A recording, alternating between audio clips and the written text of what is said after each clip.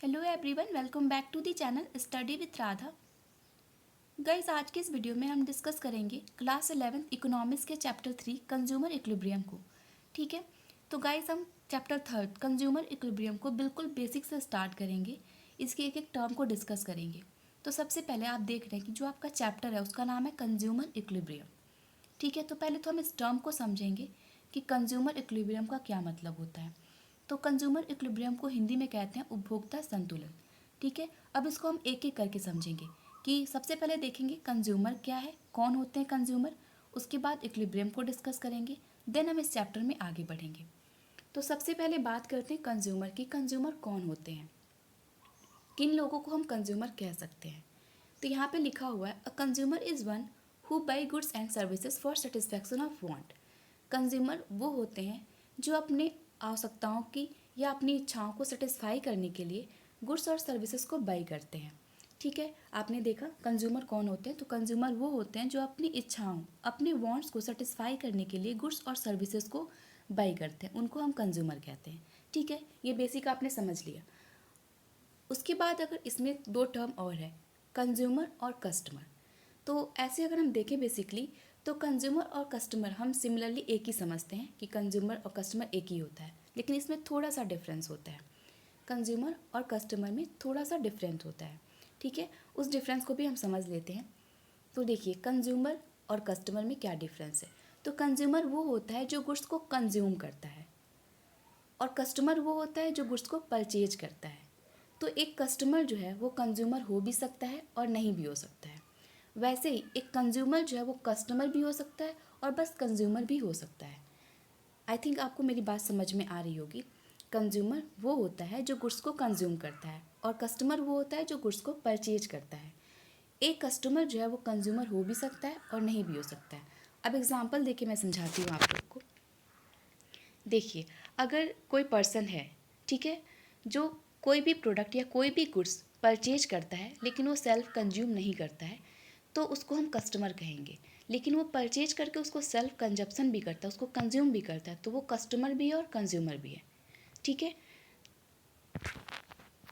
जैसे एक और एग्जांपल देके मैं आप लोग को समझाती हूँ। सपोज़ आप एक शॉप पे जाते हो और एक चॉकलेट परचेज करते हो।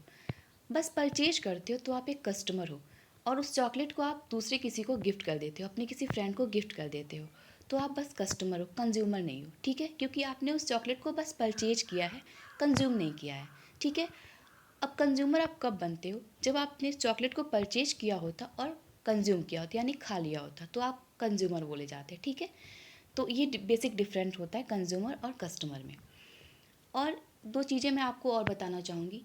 जब कभी आप सर्विसेज परचेज करते हो, कोई भी सर्विसेज लाइक इलेक्ट्रॉनिक गैजेट या कोई भी ऐसी सर्विसेज लेते हो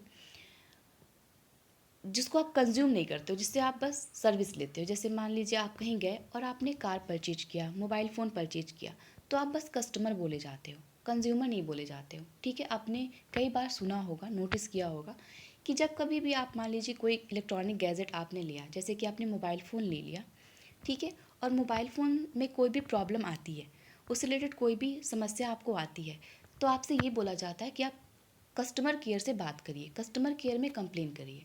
ठीक है, यहाँ पे कभी भी आपको ये नहीं बोला जाता कि आप कंज्यूमर फोरम में कंप्लेन करिए। क्यों? क्योंकि आपने सर्विस जो ली है, जो भी प्रोडक्ट लिया है, उसको आप कंजप्शन नहीं कर रहे हो, उसको आप बस यूज़ कर रहे हो एज ए सर्विस।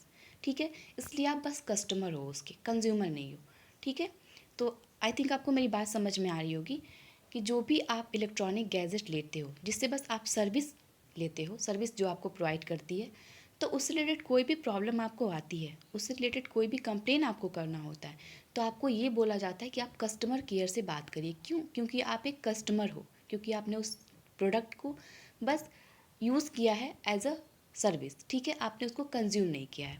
वहीं अगर बात करें, कोई मेडिसिन लेते हो, कोई खाने पीने की चीज़ लेते हो, तो आपको ये उससे रिगार्डिंग कोई शिकायत आती है, कोई कंप्लेन आती है, कुछ उसमें डिफेक्ट आता है, तो आपको ये बोला जाता है कि आप कंज्यूमर फोरम में कंप्लेन करिए, क्योंकि आपने उस प्रोडक्ट को कंज्यूम किया है। मेडिसिन एक ऐसा प्रोडक्ट है जिसको आप कंज्यूम करते हो, उसको खाते हो। ठीक है, वहीं पे फूड की बात ले लें अगर, तो फूड भी आप कंज्यूम करते हो, उसे आप खाते हो, तो उससे अगर आपको कोई नुकसान पहुंचता है, उससे रिगार्डिंग कोई कंप्लेन आपके पास अगर आपकी होती है तो आप उसकी शिकायत जो है वो कंज्यूमर फोरम में करते हो। क्यों? क्योंकि आप एक कंज्यूमर हो, आपने उस प्रोडक्ट को कंज्यूम किया है और कंज्यूम करने से आपको प्रॉब्लम आई है। ठीक है, तो आई होप आपको ये समझ में आ गया होगा कि कंज्यूमर और कस्टमर में क्या डिफरेंस है, कंज्यूमर कौन होते हैं। ठीक है, उसके बाद हम बात करते हैं इक्विलिब्रियम। इक्विलिब्रियम क्या होता है? तो इक्विलिब्रियम का हिंदी मतलब होता है संतुलन। इसको हम कह सकते हैं बैलेंस। ठीक है, यहाँ पे लिखा हुआ a state in which the supply and demand for a given goods और सर्विसेज आर इन बैलेंस। जब कोई भी ऐसी चीज़ होती है जिसमें आपकी डिमांड जितनी होती है सप्लाई भी उतनी ही होती है, यानी कि जितनी डिमांड है सप्लाई भी उतनी है, तो ये बैलेंसिंग पॉइंट है आपका। ठीक है, दोनों में बैलेंस हो रहा है, तो वहाँ पे आप इक्विलिब्रियम पॉइंट पे होते हो। जैसा कि आप फिगर में देखते हो, एक तरफ कैश है और दूसरी तरफ कोई प्रोडक्ट है, जितना कैश है उतना प्रोडक्ट उसको मिल रहा है और दोनों इक्वल है, तो ये इक्विलिब्रियम पॉइंट है। एक ऐसा पॉइंट जहाँ पे कोई भी कंज्यूमर अपने स्थिति को, अपने सिचुएशन को चेंज करना नहीं चाहता, उस पॉइंट को हम कहते हैं इक्विलिब्रियम पॉइंट। ठीक है, वो फुली सेटिस्फैक्शन में होता है और वो बिल्कुल चेंज नहीं चाहता है। ठीक है, मैं फिर से रिपीट करती हूँ, एक ऐसा पॉइंट जहाँ पे कोई कंज्यूमर किसी भी तरह का कोई चेंज नहीं चाहता है, वो फुली सेटिस्फाई होता है, उस पॉइंट को हम कहते हैं कंज्यूमर इक्विलिब्रियम। ठीक है, देन कंज्यूमर इक्विलिब्रियम को मेज़र करने के लिए उसको हमारे पास दो अप्रोचेज़ हैं। ठीक है, कंज्यूमर इक्विलिब्रियम को हम किस में स्टडी करते हैं? तो स्टडी करने के लिए हमारे पास दो अप्रोच हैं। पहला अप्रोच है यूटिलिटी अप्रोच और दूसरा अप्रोच है हमारा इंडिफरेंस कर्व अप्रोच। तो आज के इस वीडियो में बस हम यूटिलिटी को पढ़ेंगे, देन नेक्स्ट वीडियो में हम इंडिफरेंस कर्व को पढ़ेंगे। तो यहाँ पे हमारे पास दो अप्रोचेज होते हैं जिसमें हम कंज्यूमर इक्विलिब्रियम को स्टडी करते हैं।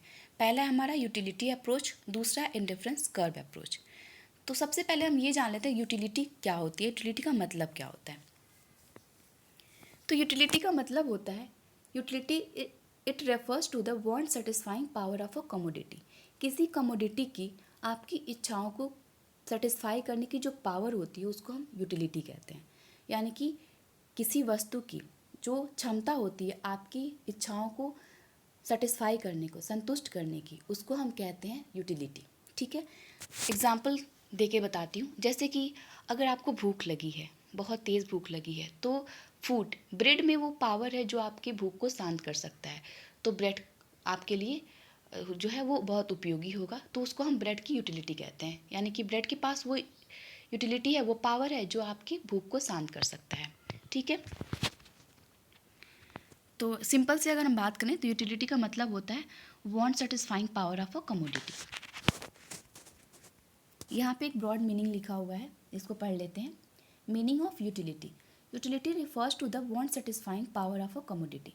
यूटिलिटी का मतलब होता है किसी वस्तु की आपकी इच्छाओं को पूरा करने की जो पावर या शक्ति। इट इज़ एबिलिटी और capacity of a commodity to satisfy human wants. ये एक ऐसी, इसके पास एक ऐसी क्षमता होती है या किसी कमोडिटी की ऐसी क्षमता जो ह्यूमन के वांट्स को सेटिस्फाई करने में एबल होता है, उसके योग्य होता है। Utility is the property of quality common to all commodities wanted by a person. Utility के पास वो प्रॉपर्टी होती है, क्वालिटी होती है जो सारी कमोडिटी में पाई जाती है और वो किसी भी पर्सन की इच्छाओं पे निर्भर होती है और इच्छाओं को पूर्ति करती है। For example, bread has the power to satisfy hunger. जैसे कि एग्ज़ाम्पल के तौर पे देखें तो ब्रेड यानी कि जो रोटी है उसके पास ये पावर है कि वो भूख को मिटा सकती है, भूख को शांत कर सकती है। Book fulfil our desire for knowledge. Book के पास वो पावर होती है जो आपकी जो नॉलेज गेन करने की डिज़ायर है, नॉलेज गेन करने की इच्छा है, उसको वो फुलफिल कर सकती है। Then TV satisfy our desire for entertainment. TV के पास वो पावर है जो हमारी मनोरंजन की इच्छा को शांत कर सकती है। All the goods which people want to acquire possess utility. तो ये सारे जो गुड्स हैं वो पीपल चाहते हैं उसको एक्वायर करना है। क्यों? क्योंकि वो उनकी उपयोगिता है, उनकी यूटिलिटी है। ठीक है, तो आई होप आपको यूटिलिटी समझ में आ गई होगी। अब यूटिलिटी का सिंपल मतलब होता है सेटिस्फैक्शन।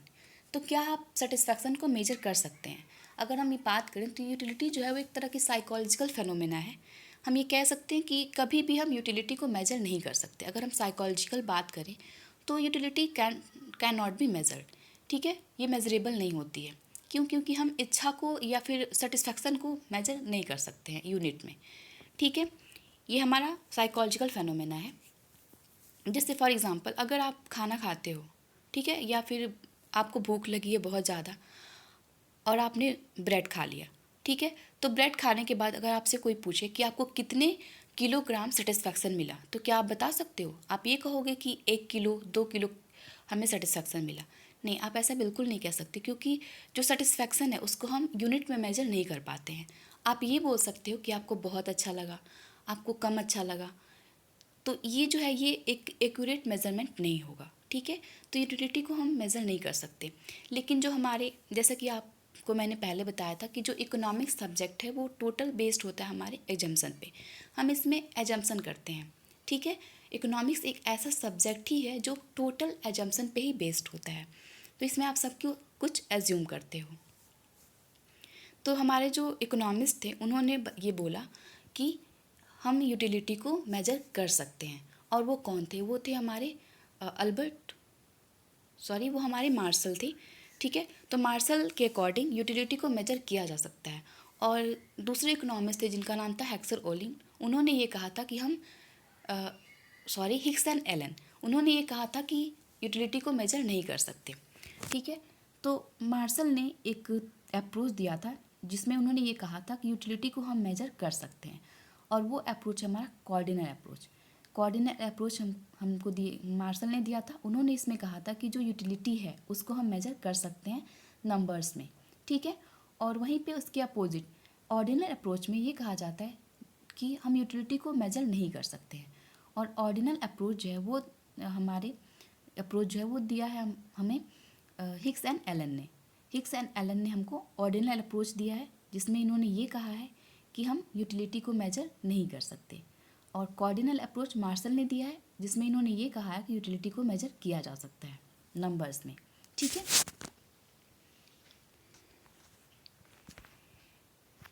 यहाँ पे कॉर्डिनल और ऑर्डिनल के बारे में कुछ लिखा हुआ है, इसको पढ़ लेते हैं।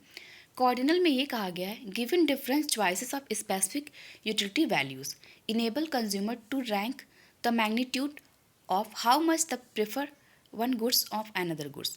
मतलब कि कंज्यूमर जो है वो मैग्नीट्यूड कितना ज़्यादा वो प्रेफर करता है एक गुड्स या दूसरे गुड्स को प्राप्त करने के लिए। दूसरा है आपका ranking choice by order to preferences. इसमें प्रेफरेंसेस के ऑर्डर पे हम करते हैं। जैसे इसमें कहा गया it does not try to give the magnitude how much a consumer prefer a goods. ठीक है, तो ये दो अप्रोच है हमारे पास, कॉर्डिनल अप्रोच और ऑर्डिनल अप्रोच। कॉर्डिनल दिया है मार्शल ने और ऑर्डिनल दिया है हिक्स एंड एलन ने। अब इसको हम डीप में पढ़ेंगे नेक्स्ट वीडियो में कि कॉर्डिनल में क्या कहा गया है, कॉर्डिनल में मेजरमेंट कैसे होगी और ऑर्डिनल में मेजरमेंट कैसे होगी। इन सारी चीज़ों के बारे में हम पढ़ेंगे अपने नेक्स्ट वीडियो में। ठीक है, तो आई होप आपको इतनी सारी चीज़ें, इतने सारे टर्म्स समझ में आए हों। मिलते हैं नेक्स्ट वीडियो में। तो thank you, have a good day.